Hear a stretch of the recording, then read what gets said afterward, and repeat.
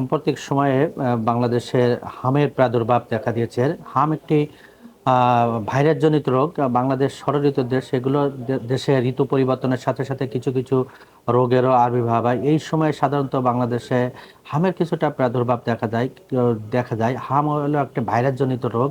এই ভাইরাসটা সাধারণত এই সময় সংক্রমিত হয়। তাছাড়া 6 মাস, বিশেষ করে একটা বাচ্চা যখন জন্মগ্রহণ করে তখন তার 6 মাস পর্যন্ত তার ইমিউনিটি মায়ের থেকে আসে। 6 মাস পরের থেকে ইমিউনিটিটা আস্তে আস্তে কমতে থাকে। এই 6 মাস পরে সাধারণত এই ভাইরাস, মিজেলস ভাইরাসের সংক্রমণটা দেখা যায়। সাম্প্রতিক সময়ে বাংলাদেশে হামের প্রাদুর্ভাব বেশি দেখা দিয়েছে, কারণ গত 1.5 থেকে 2 বছর বাংলাদেশে হামের টিকার কম দেওয়াতে যে বাচ্চাদের যে রোগ প্রতিরোধ ক্ষমতা দেখা দিয়েছে, কমে গেছে। এর ফলে একটা সমাজে কাউকে মানে রোগ প্রতিরোধ ক্ষমতা করতে গেলে তাকে দেখা 95% বাচ্চাদেরকে ইমিউনাইজ করতে হয়। যার ফলে আরও 5% বাচ্চাদের যে ইমিউনাইজ করা হয় না, তাদের হার্ড ইমিউনিটি ডেভেলপ করে এবং এই রোগটা সাধারণত প্রতিরোধ হয়। কিন্তু ইদানিং দেখা যাচ্ছে যে বাংলাদেশে হামের প্রাদুর্ভাবের কারণে অনেক আমাদের, বিশেষ করে গার্জিয়ানদের ভিতরে একটা অস্বস্তি বিরাজ করছে। এই হামের লক্ষণ কি দেখে বুঝবেন? এই সময় সাধারণত জ্বর হয়, জ্বর, কাশি, ঠান্ডা থাকে, নাক দিয়ে পানি পড়ে এবং জ্বর যখন 2 থেকে 3 দিন হয়, গায়ে এক ধরনের ফুসকুড়ি র্যাশ। এই র্যাশটা সাধারণত শুরু হয় কানের পিছন থেকে এবং র্যাশটা ক্রমান্বয়ে কানের পিছন থেকে মুখের দিকে আসে এবং ক্রমান্বয়ে সমস্ত বডিতে ছড়িয়ে পড়ে। এছাড়া কাশি থাকে, কাশিতে সাধারণত হামের কিছু কমপ্লিকেশনের জন্য আর তাছাড়া একটা প্যাথোজেনিক ফিচার থাকে, যেটা হামের ক্ষেত্রে আমরা সাধারণত মেডিকেল সায়েন্সে এইটা দেখে মেনলি বোঝা হয়, যেটাকে কপ্লিক স্পট বলে। দাঁতের উপরের দিকে একটা সাদা দাগ থাকে। এই হামের এই লক্ষণগুলো যদি কোনো বাচ্চার ভিতরে পরিলক্ষিত হয়, তাহলে নিকটবর্তী হসপিটাল এবং চিকিৎসকের শরণাপন্ন হয়ে তাকে, হাম একটা মারাত্মক রোগ। হামে হলে সাধারণত সমস্ত রোগ প্রতিরোধ ক্ষমতা কমে যায়।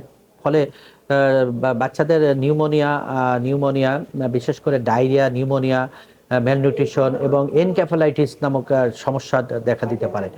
হামের সাম্প্রতিক সময়ে এই হামের প্রাদুর্ভাব থেকে করার জন্য বাংলাদেশে যে এখন সবচেয়ে যে জিনিসটা মানে বিবেচ্য বিষয়, যে অনেকেই মানে বলছে যে আমার বাচ্চাদেরকে হামের টিকা দেওয়া আছে, তাহলে আমি এখন কি করব? হ্যাঁ, আপনার বাচ্চাদেরকে হামের টিকা দেওয়া আছে, কিন্তু কেন হাম হচ্ছে? তার শরীরে রোগ প্রতিরোধ ক্ষমতা কম, এবং হামটা সাধারণত বাতাসের মাধ্যমে ছড়ায়। এটা একটা রোগ। যে একটা বাচ্চার যদি হাম হয়, তার চারিপাশে সাধারণত অনেকগুলো বাচ্চাদের হাম হতে পারে। সেজন্য কোনো বাচ্চার সংস্পর্শে সংশ্লিষ্ট বাচ্চাদের সংস্পর্শে না যাওয়া উচিত। এবং এই সময় বিশেষ করে গার্জিয়ানদের ক্ষেত্রে বলবো যে আপনার বাচ্চাদেরকে অহেতুক বাইরে নিয়ে ঘোরাফেরা করবেন না, জনবহুল এলাকায় ঘোরাফেরা করবেন না, মার্কেটে ঘোরাফেরা করবেন না।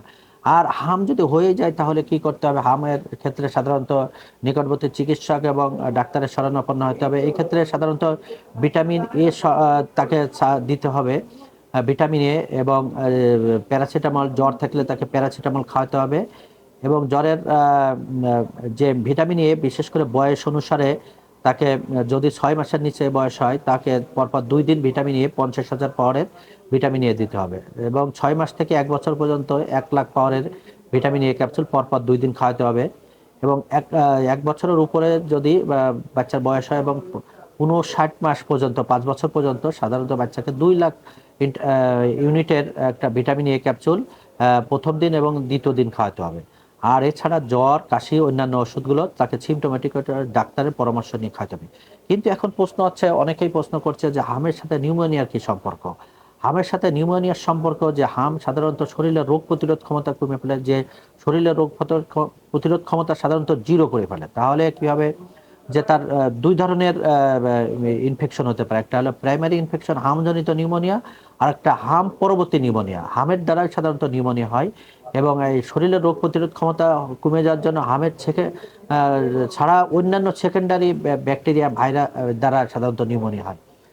এই ক্ষেত্রে বাচ্চাদের নিউমোনিয়া সবচেয়ে এখন যেটা মারাত্মকই, এবং এই নিউমোনিয়া তার ভিতরে দেখা দিলে, যদি তার শ্বাসকষ্ট বেশি থাকে এবং কাশি থাকে, বুকের নিচে, ছাতার নিচে বসে যাচ্ছে, তাহলে তাকে নিকটবর্তী হসপিটালে চিকিৎসকের শরণাপন্ন হয়। এবং আর বর্তমান সরকার যে হামের টিকা দিচ্ছে, আপনি আপনার বাচ্চার বয়স যদি 6 মাস থেকে 59 মাস পর্যন্ত হয়, তাহলে আপনি হামের টিকা দিলেও তাকে আরও একটা এক্সট্রা বুস্টার ডোজ দিতে হবে। এটা একটা ভালো উদ্যোগ। পাশাপাশি যদি এটা খেয়াল করতে হবে যে আপনার বাচ্চার যে 9 মাস পরে এবং 15 মাস পরে যে হামের 2টা টিকা পায়, এ টিকা যদি 1 মাসের ভিতরে পেয়ে থাকে, তাহলে তাকে পুনরায় আবার হামের টিকা দিতে হবে। এবং আপনার বাচ্চাকে নিকটবর্তী ইপিআই কেন্দ্রে নিয়ে যান এবং হামের টিকা দিন। হামমুক্ত বাংলাদেশ গড়ুন।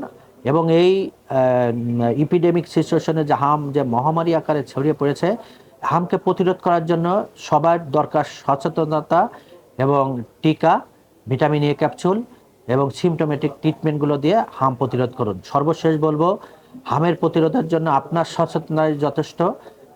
এবং আপনার অবহেলা করবেন না। হাম যদি আপনার বাচ্চার ভিতরে কোনো পরিলক্ষিত হয়, তাহলে আপনি নিকটবর্তী চিকিৎসকের শরণাপন্ন হন এবং বৈজ্ঞানিক সম্মত চিকিৎসা গ্রহণ করুন। সবাইকে ধন্যবাদ।